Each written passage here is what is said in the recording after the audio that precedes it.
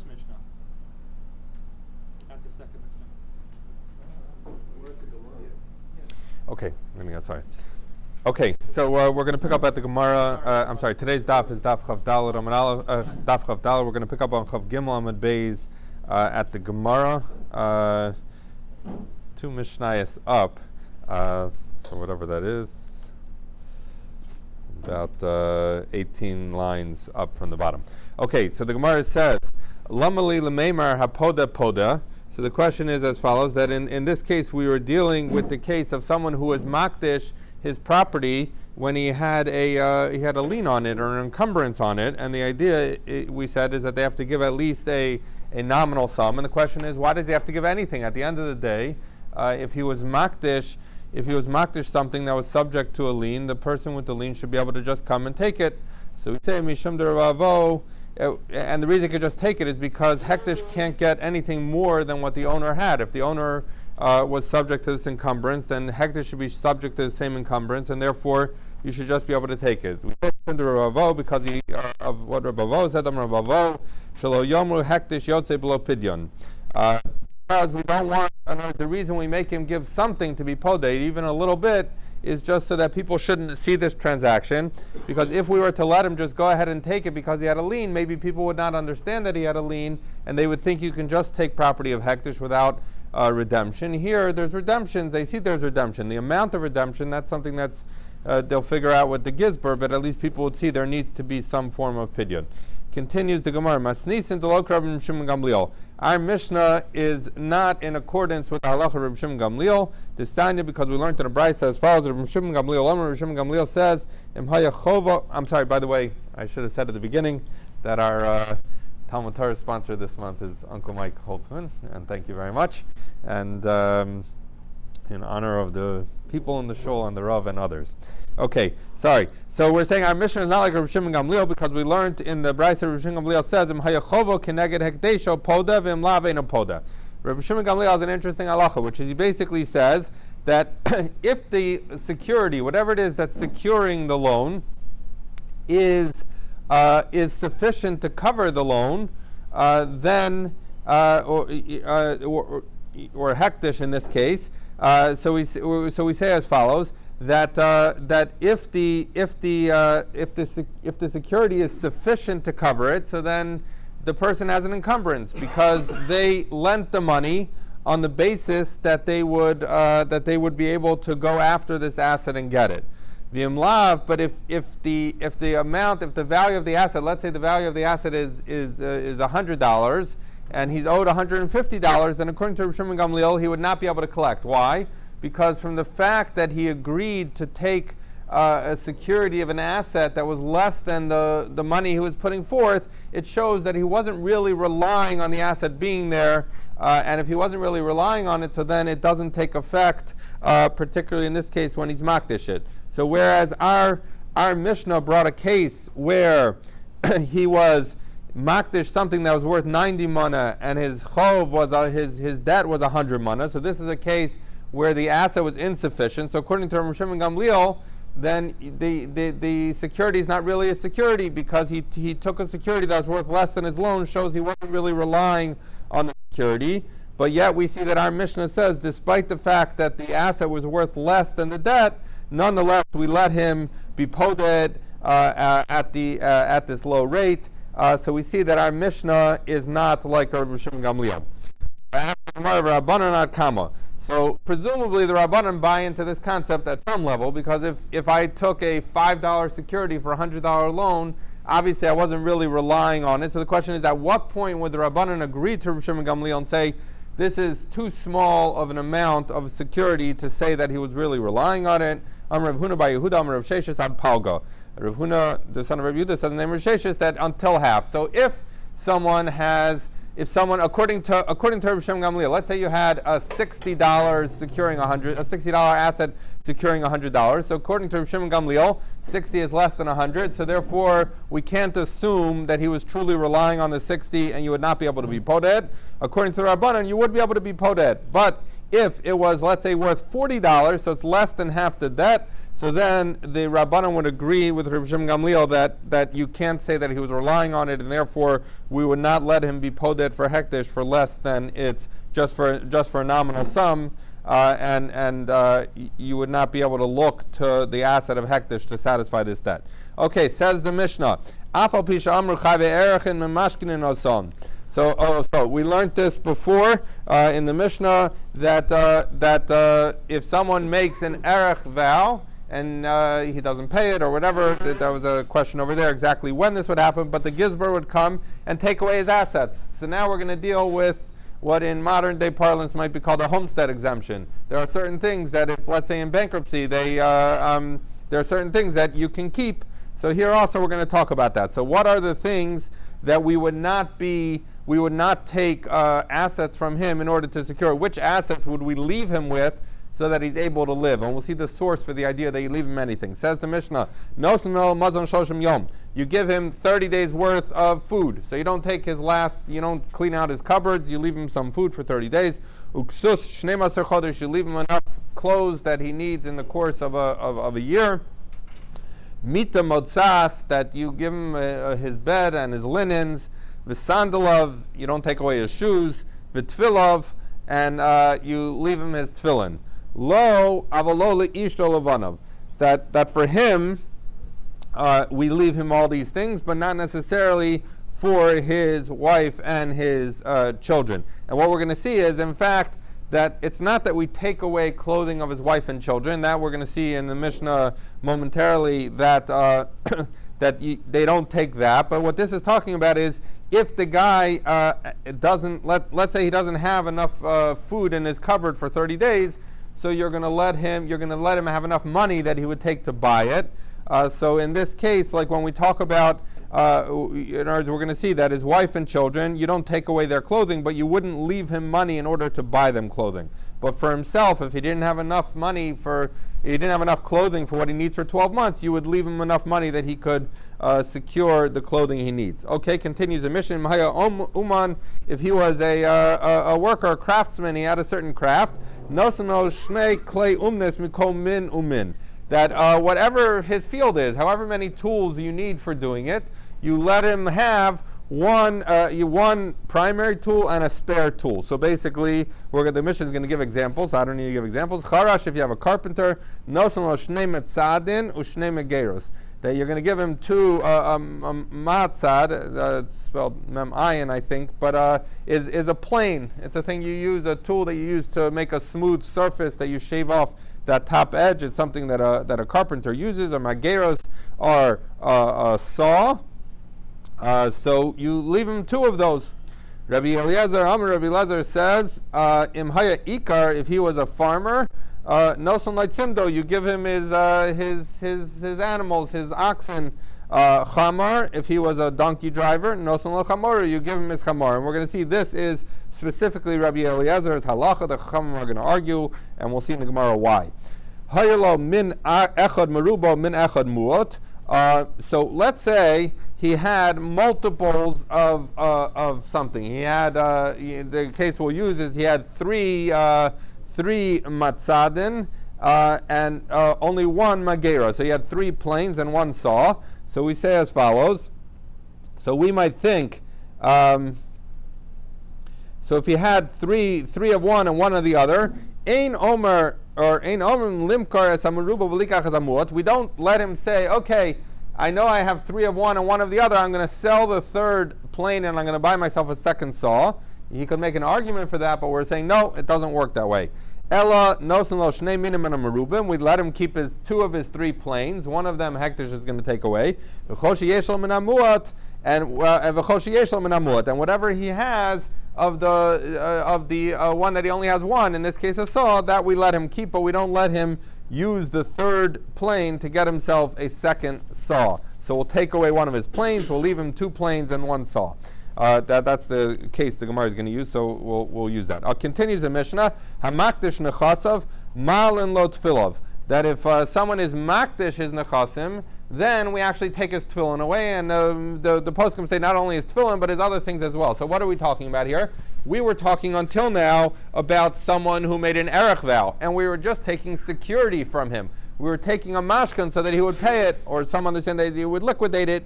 But the idea is that we're trying to secure his erech vow. Versus if someone is makdish his nechasim, so then it's not a judgment of what do we want to leave him, as much as it's all his possessions. Although we'll see that that there are exceptions. But in any event, the idea would be that if someone's makdish his nechasim, so then even his tefillin is included, and he would have to give his tefillin to hektish. And Rashi seems to say that he can be podeh. Rashi says a podeh oson, that somehow he's entitled to be podeh his tefillin. Okay, says the Gemara, my taima the Amar Kra. In other words, where does this idea come from that we don't take all of his assets? So we're now at the top of Chav Daled Amud Aleph. The pasuk says, "By Arachin v'yamachu me'erkecha." That it's, we talked about the fact this is heseg yad, that if someone has if he's too poor, so then you assess how much he has to pay. So that's the main halach of this pasuk. But we're going to darshan this pasuk in an interesting way, because there's a word that's extra here. It didn't need to say who. It could have just said v'yamach me'erkecha. If he's too poor for his erech, so that you evaluate how much can he pay. What did we need the word who for? The word who is extra.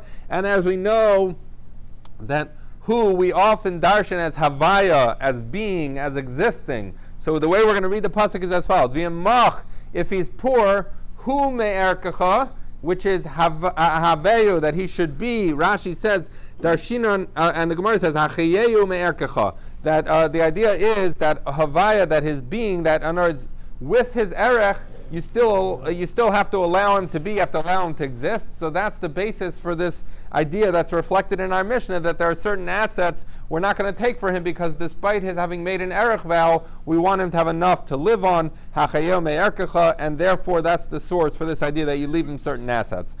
Said the Mishnah,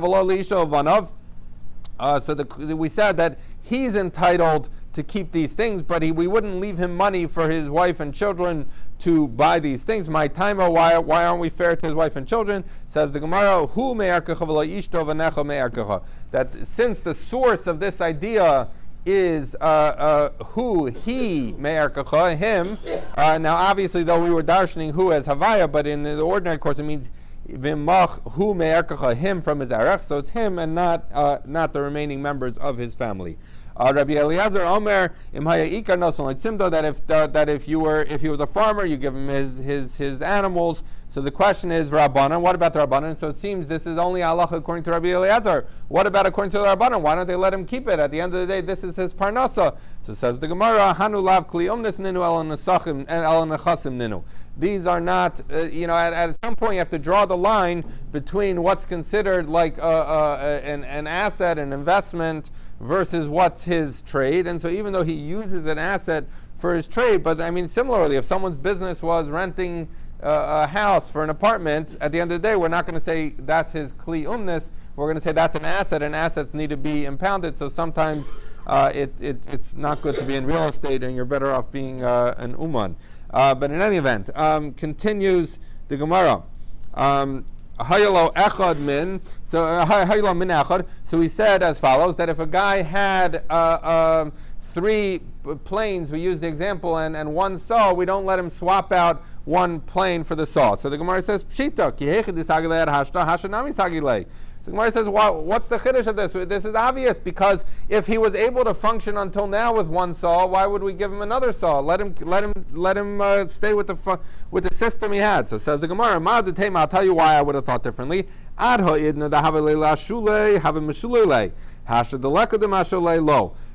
it says as follows: the guy, remember the case, he had three planes. So how many did he need? He needs 2. He needs 1 and a spare. So what would he do with the 3rd one? He used to lend it out to other people. So when he would lend it out to other people, so then they would lend him what he needed. So therefore he would lend out his plane, and people would lend him a saw. But if we're going to take away his 3rd plane, he's not going to have one to lend, and then people aren't going to lend him a saw. So I might think, therefore, we let him either keep the 3 planes so he can continue this arrangement, or sell the plane and buy himself a 2nd saw. Says the Gemara, Kamash Malan, that we don't do that. Basically, he has to figure it out. We only give him we only let him keep what he has. We don't go out and let him purchase new things with those assets. Says the Gemara, Makdish has nechasim malin lo tefillin. So we said that hektish is different than the security you take for an erech, that if he says that he's makdish all his nechasim, he has to give up his tefillin too. Hahu gaver dizavninu l'nichse. You had this person who sold all of his assets. So asal kami der Yemar. They came in front of Yemar. Amarlei sliku le tefillin. There are tefillin that take off his tefillin. Basically, if he sold everything he's got, that includes his tefillin, and he's going to have to go buy new tefillin or buy back the tefillin. So the Gemara says, my kamash, why are you teaching me with bringing this halach? Mas nisan he. Our Mishnah says it mefurish. Hamakdis nechasav malin lo tefillin. Tefillin, that if someone is makdish his nechasim, that you take off his tefillin. So what difference does it make? In other words, the question is what's included in all my assets. So what difference does it make whether he was makdish it, which is the case in our Mishnah, or he sold it in this case of Rabbi Yemar? So at the end of the day, we see it from the Mishnah. Why did he have to bring me this halacha? So the Gemara says no, because the halacha I brought here was about someone who sold his assets, and the Mishnah was talking about someone who's makdish his assets. And I can make an argument that those should be different. Mao the I might have thought hasam would discover mitzvah kavidna.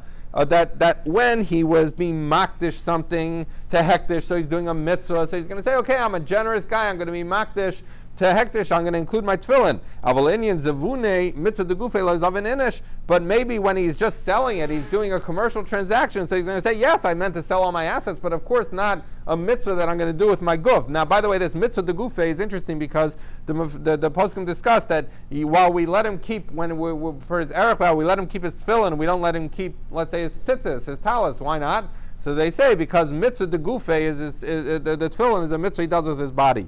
Mitzvah, the tzitzis is a mitzvah de mana. It's a mitzvah if you have dalat kamfos, then you have to put on a tzitzis, but he doesn't have an independent duty, so that's this idea of mitzvah de gufe. But in any event, here what we're talking about is maybe I would think there's a distinction between sale and hektish. If he's makdish something, he's saying, fine, all my assets, including my tefillin, and I'm going to have to go find other money to be pulled to my tefillin. But when I sell assets to someone I wasn't including my tefillin, says the Gemara, Kamash Malan, no, that they're the same, that if he sells all his assets, it includes his tefillin, and that's why we brought the halacha, the Rav Yemer told him he had to remove his tefillin. Says the Mishnah, Echad HaMakdish and Chasav Echad HaMarach Atzmo, that whether someone, before we made a distinction that for the security we take for Arachin, we're not going to take his tefillin or certain other things, but for hektish we're going to take everything.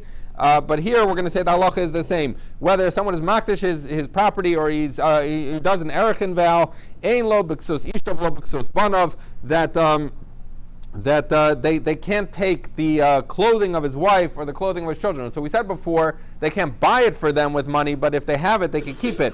Now, presumably, this is not coming from the pasuk of Machu Me'erkecha. It's coming from the fact that the clothing that belongs to his wife and children are theirs, not his. So therefore, for his vow, you can't take it.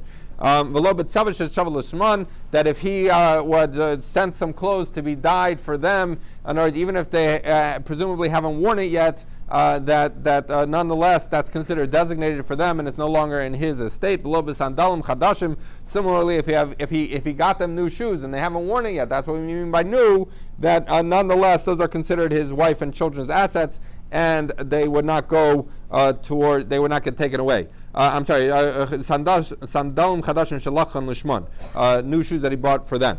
Afapi she'amru. Now here's a new halacha. Afapi she'amru avadim nimkarim b'ksusan l'shavach. That even though we said that if you're selling an eved, now what's this talking about? For example, if we're selling assets of Yisomim, which we're always trying to make sure that we get maximum value for the assets of Yisomim. So if we're selling an eved, that you can that you should sell him with a nice set of clothing, put on a nice suit and tie for the eved when you're going to sell him. Why?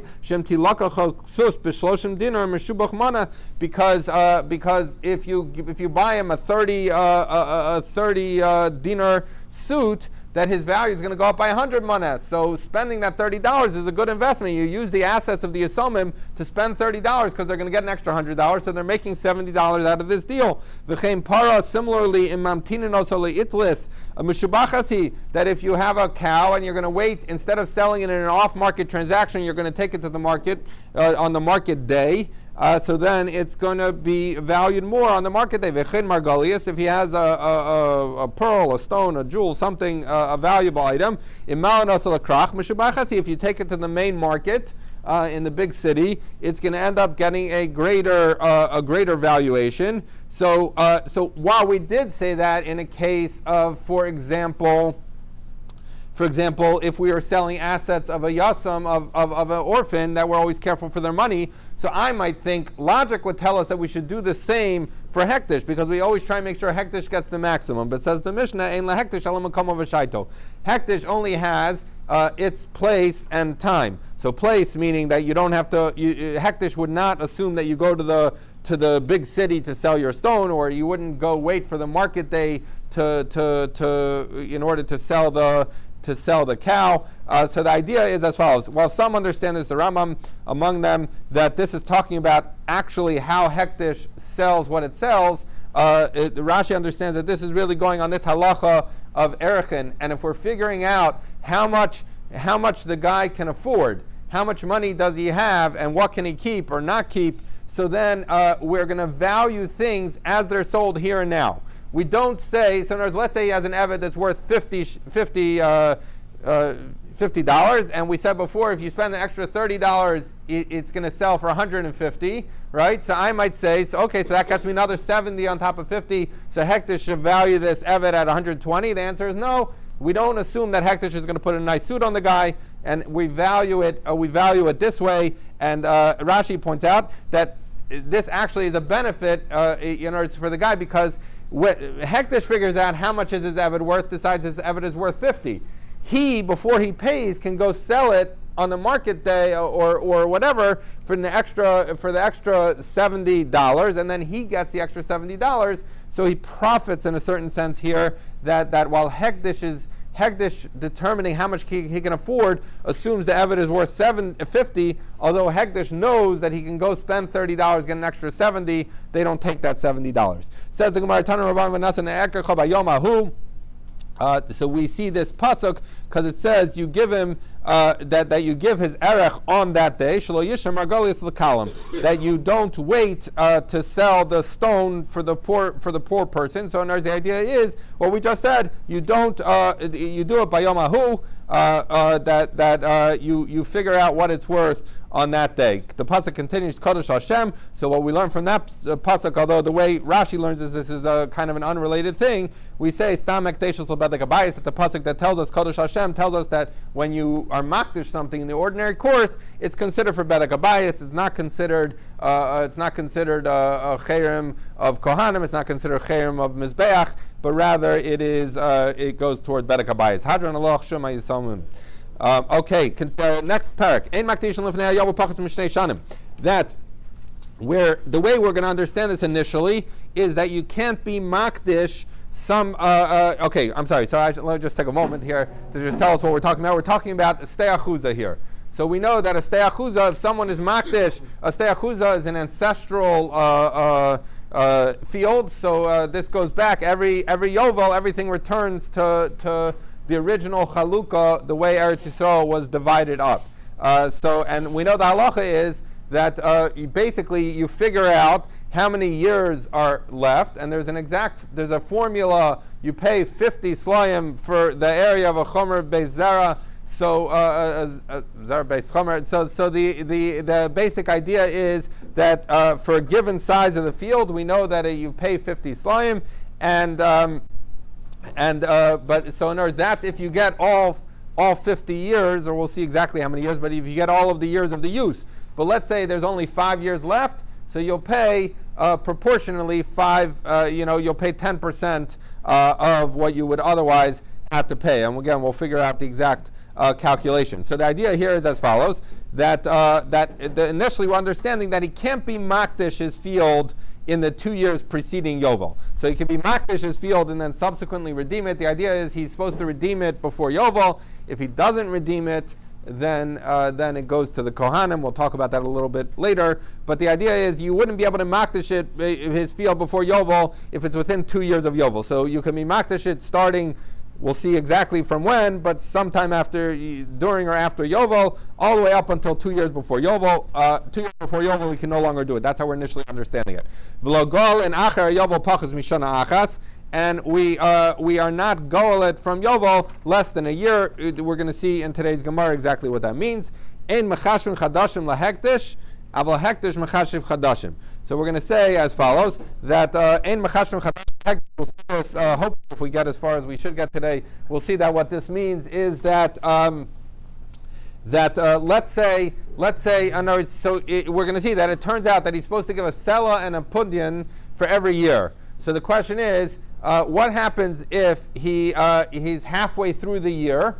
So we would say maybe he should, for that year, he should pay half a sela and half a pudyan. So we're saying no, that we don't count months. And if we're going to see the example Rashi gives on Chaf Hei Amud Aleph is that if you have 5.5 years remaining, you're going to give 6 sela and 6 punyan, not 5.5 and a half, so that hektish gets the benefit of being only transacting in full years, not in months. But we're going to see that conversely, hektish, when it's convenient for hektish, they can count months. Rashi gives the example, but it's going to be harder to understand until we learn the next Gemara. So we'll see it. The Gemara itself gives that example tomorrow. Hopefully that'll be the first thing we learn. Again, if we get as far as we should. Says the Gemara, V'raminu. So I'll ask you a question. You just said that we can't be makdish a field in the 2 years preceding Yovel. Ask the Gemara. We're at the Gemara on Chavdal Amud Aleph in the beginning of the Gemara in the new parak. V'raminu makdishim bein lefnei Yovel bein la'achar Yovel. The Brisa said that we're makdish a field before Yovel or after Yovel. L'b'shnasa Yovel atzma. But during the Yovel year itself, lo yakdish, that you should not be makdish. V'im hikdish eina kedusha. And if you go ahead and are makdish it, that it seems to say that it doesn't have kedusha. So meaning that it's ineffective to be makdish something during the Yovel year. So we're going to get back to this brisa to understand its halacha more specifically. But for right now, the real question is: it says that we can be makdish before or after Yovel, and the question is, our Mishnah seemed to say that you can't be makdish in the 2 years before Yovel. So which is it? Can you or can't you be makdish in the years leading up to Yovel? So we say Rav Shmuel Da'amri Tavayu. Rav and Shmuel say as follows: Ein makdishin ligoel b'girua pachas mishtei shanim. So he says as follows that so what we're going to say is as follows. You're right. If we see from this brisa that you can be makdish something before Yovel or after Yovel. So our Mishnah, which says you can't be makdish in the 2 years preceding Yovel, is not saying you can't. It's saying you shouldn't. Why? Because Rav and Shmuel both said that if you're going to be makdish a field in the 2 years preceding Yovel, then you're not going to get the benefit of Girua. Girua is this idea that every year the amount you have to pay for the field to be podeh goes down by a sela and a punyan. So if you're 25 years left of Yovel, you only have to pay 25 slaim and 25 punyanim, right? But if we're saying is, if you're makdish, let's say the year before Yovel, so normally you would think, how much can I be podeh for? A sela and a punyan. We say no, because it's within the it's within the 2 years preceding Yovel. There's no giron, so you're going to have to pay 50 slaim. So therefore, you could be makdish it. Our Mishnah is telling us you shouldn't be, because if you're going to be makdish it 1 year out, instead of paying a sela and a punyan, you're going to have to pay 50 slaim to redeem it. So it's not such a good idea. So that's what we're saying. Rav and Shmuel, both Rav and Shmuel say that you can't be makdish something and then pay the reduced amount of only 1 sela and punyan per year if it's within the 2 years. The kivan they makdishin the go begirua pachas mishtei shanim. Since that halacha is true, that you lose your ability to pay the reduced per year amount, that therefore someone should, if he's smart, he's not going to be makdish his field in the 2 years preceding Yovel, because he's going to have to pay 50 slime. So if he does it 3 years before, he only has to pay to be podeh 3 slime and 3 punyonim. But if you would do it within the 2 years before, you'd have to pay 50 slime. So that's, our Mishnah was not saying you can't, it was saying you shouldn't.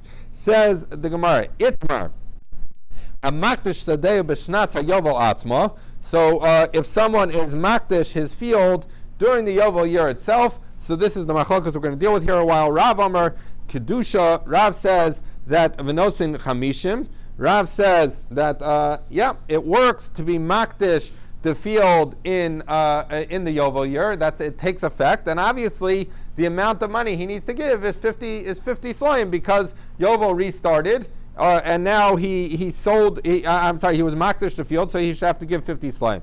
Shmuel says in kedosha kolikar.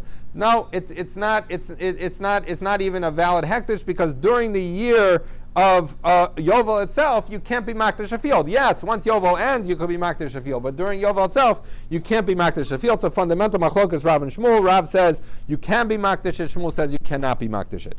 Okay, ask the Gemara. Maskef lo Rav Yosef. Rav Yosef asked the question on Shmuel. Bishlam aleinyan mechir the palik Shmuel alei the Rav ikalam merkavachomer. So he says as follows.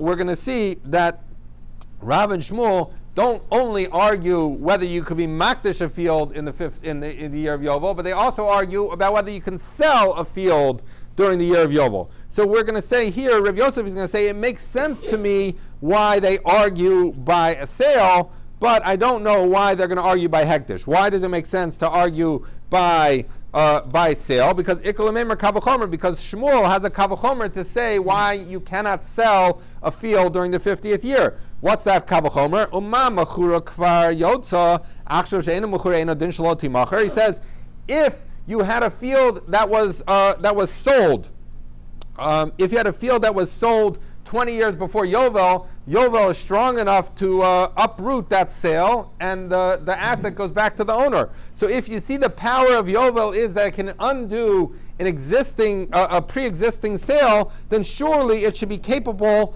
of undoing a sale during the Yovel year itself. In other words, if Yovel is mafkia a sale, so it should be, surely if it can be mafkia a sale that happened 20 years ago, surely it should be able to block a sale that's happening now, and therefore you cannot sell during the Yovel year according to Shmuel. So he has that kavachomer. Elahacha mi ikalamemer kavachomer. But in other words, so that he's saying Shmuel's argument with Rav makes sense in the case of a sale, because Shmuel has a good kavachomer. But that kavachomer doesn't apply in the case of hektish. So why would Rav and Shmuel have the same argument in the case of hektish that they have by sale? Because what is Shmuel's kavachomer? Why do we think there's no kavachomer? Because we're going to say as follows. Vatnan, we learned in the Mishnah that we're going to see later, not today, but Higi Yovel v'lo nigala kohanim nechnasan l'tochon v'nasan damea. Divrei Rabbi Yehuda. So we say as follows, that if, so I mentioned before, that if someone does not, he's makdish a field and he's not poda it by Yovel, the field goes out to the kohanim. So we're going to see there's a machlokas Tanaim that what does it mean it goes out to the Kohanim? Does it go out to the Kohanim just automatically? It leaves the property of Hekdesh and becomes the property of the Kohanim, or do the Kohanim have to pay money? Right? So we're saying now, we're bringing the Mishnah that says that the Kohanim have to pay money, that basically a guy is makdish his field 20 years before, he's not poded for the next 20 years, hits Yovel, so it switches from being hektish to being the Kohanim's entitlement, but the Kohanim have to pay for it. They have to be goal the field with 50 slayim. So what do you see? You see that Yovel is not mafkia hektish. In other words, it's not like when Yovel hits that the hektish loses its right, because you see the Kohanim have to pay for it. So therefore what? What was Shmuel's kavachomer by sale? He was saying if hektish uproots a prior sale, meaning it takes it from the purchaser. Ruvain bought from Shimon. It takes it from Ruvain and gives it back to Shimon. So you see that if Yovel knocks out a 20-year-old sale, it surely should block a sale during this year.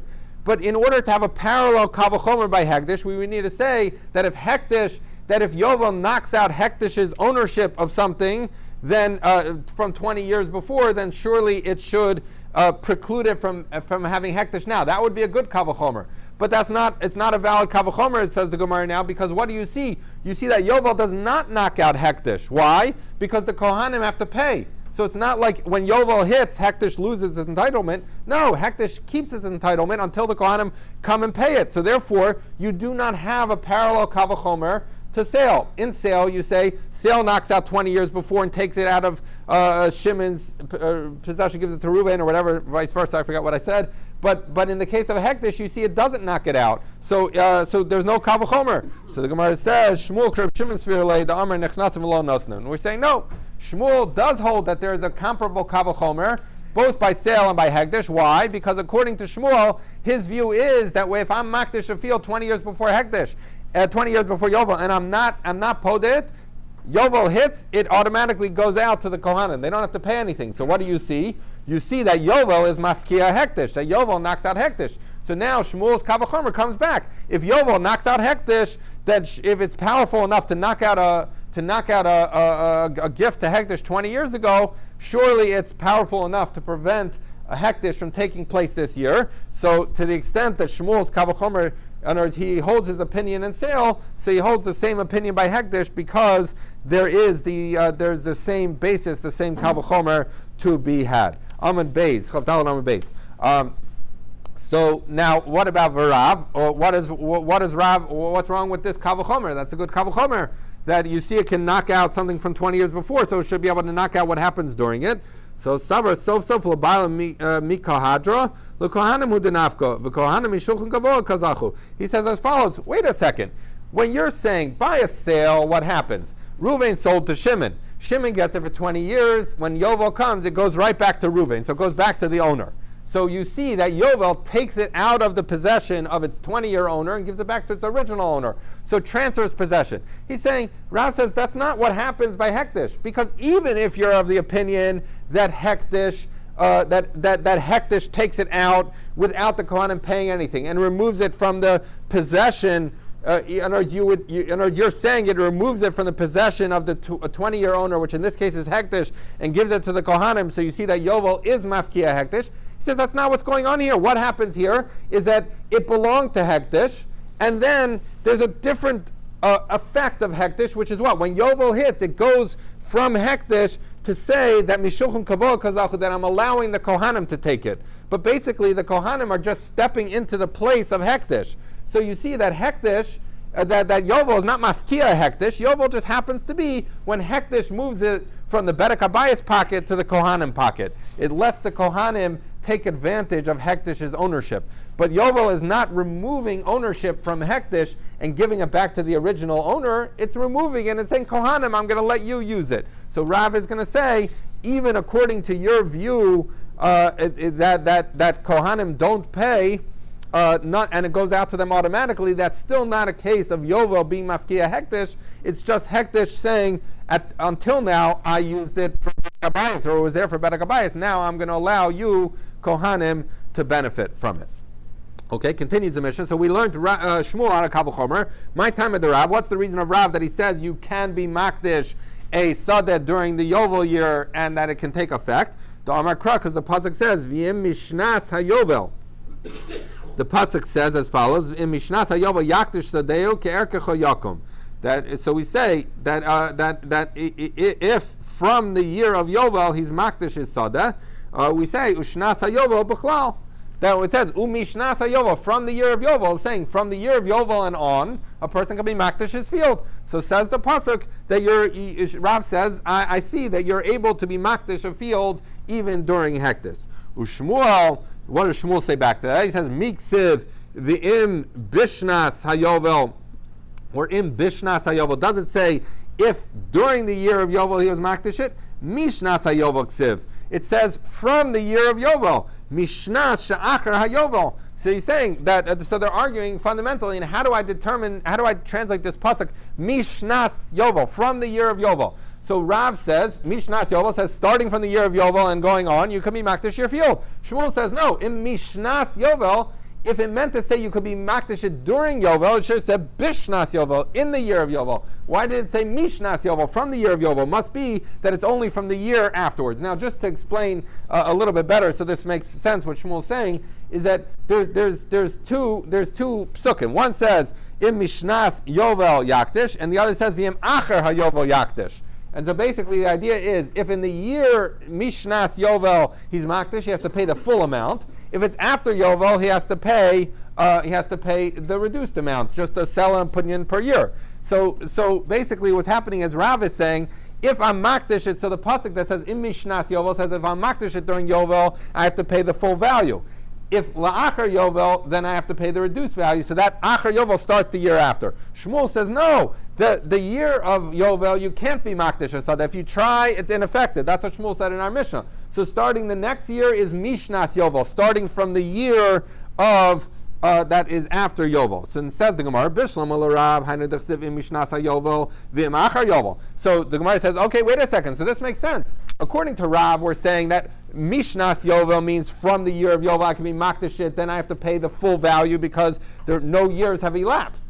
Im La'achar Yovel, and the pasuk that says that it's after Yovel he's makdish it, that he pays the reduced amount. So that starts in year one. So Yovel year you can be makdish it and pay full values. We put it. Year one of the next Yovel cycle, you start to reduce based on the years you've finished. So that makes sense according to Rav. El Shmuel, my achar Yovel. Okay, so if you're explaining that Shmuel says Mishnas Yovel means the year after Yovel, so then when the pasuk says Vim achar Yovel, so then what is that talking about? Because if you're saying Mishnas is after Yovel, then what is achar? So the Gemara says achar. It means after the year after. And again, because Shmuel is going to be of the opinion that if in the first year of Yovel you're makdish your field, you're now going to have to pay the full value. So that's Mishnas, the year after Yovel. And v'im la'achar Yovel, if it's after Yovel, meaning the year that's after the year that's after Yovel, meaning the second year, that's how he's going to understand. That's when you start to have the reduction in value. We'll walk through this, and this will hopefully make more sense, but that's Machlokas Rav and Shmuel. So it says the Gemara, Meisvei Arasio as follows, Makdishin ben lifnei Yovel ben la'achar Yovel, that we brought this brisa before, that said that you can be before we were just discussing the question of can you be makdish in the 2 years preceding Yovel, but now we'll get into the meat of this brisa, which says that you can be makdish before Yovel or after Yovel.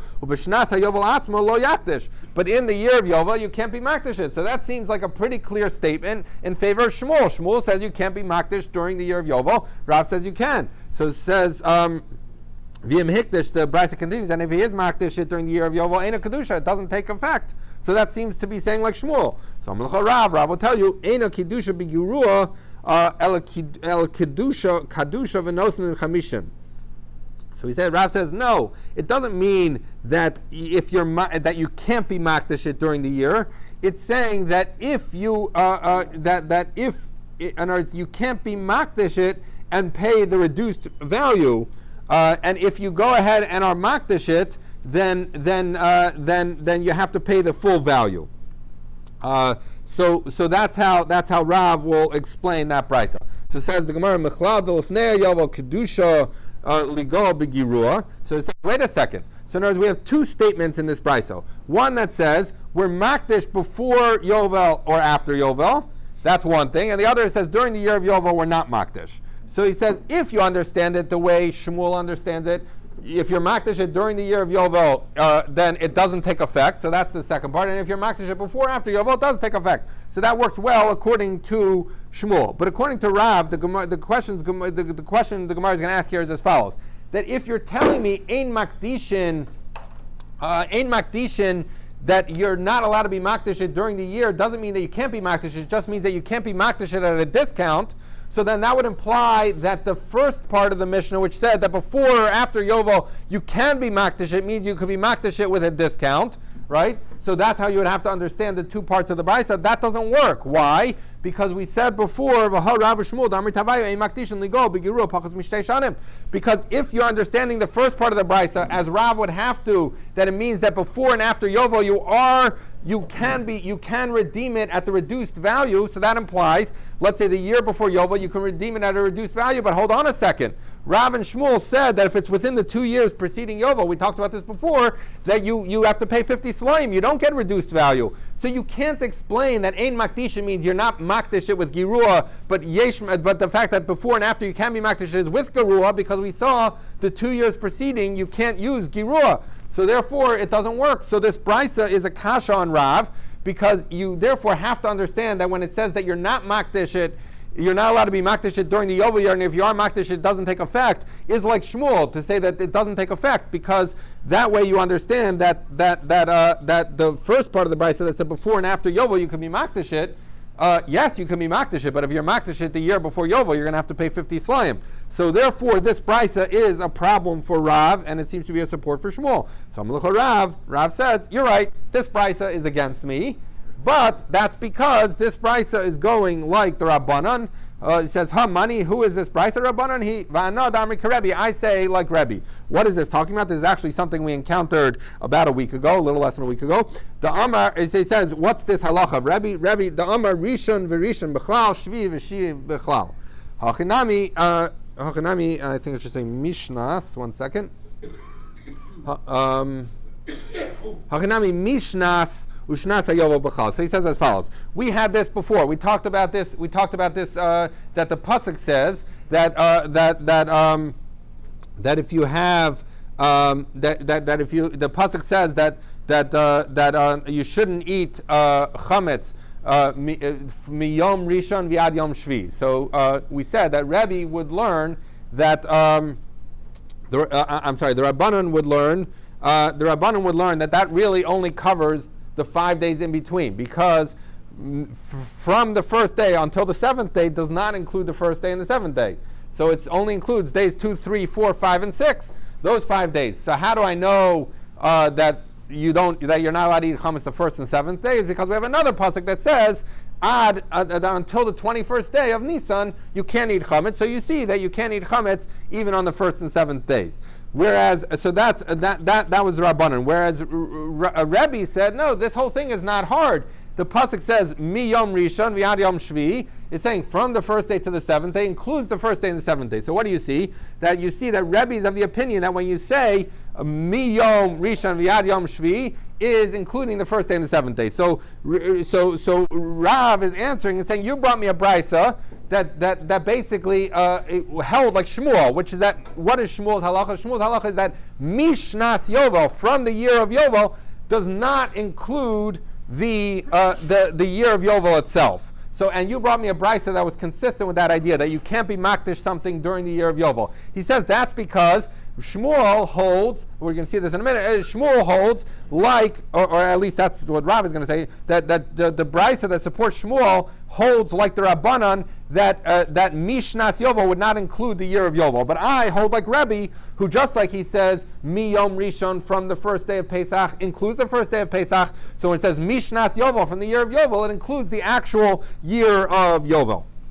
So that's my answer for the brisa. You're right. You brought me a brisa that says you cannot be makdish a field during the year of Yovel, but that's because that brisa was going like the Rabbanan, not like Rebbe. I hold like Rebbe that Mishnas Yovel includes the year of Yovel. So the Gemara says, Ika Rebbe pudyon ma'avidite. So he says, hold on a second. If you're telling me like it's like Rebbe, meaning that you can be makdish a field in the year of Yovel, so then what do I need this business of a pundian? All right, so let me just explain this thing again very quickly. And there's the idea that if someone sells a field, there's 49 years between Yovels that he can own the field. So if he's going to sell it with 10 years remaining, he needs to pay 10 out of 49. So how do you figure that out? So basically, what you do is, in other words, you have 10 out of 50. In other words, you have 10 years out of 49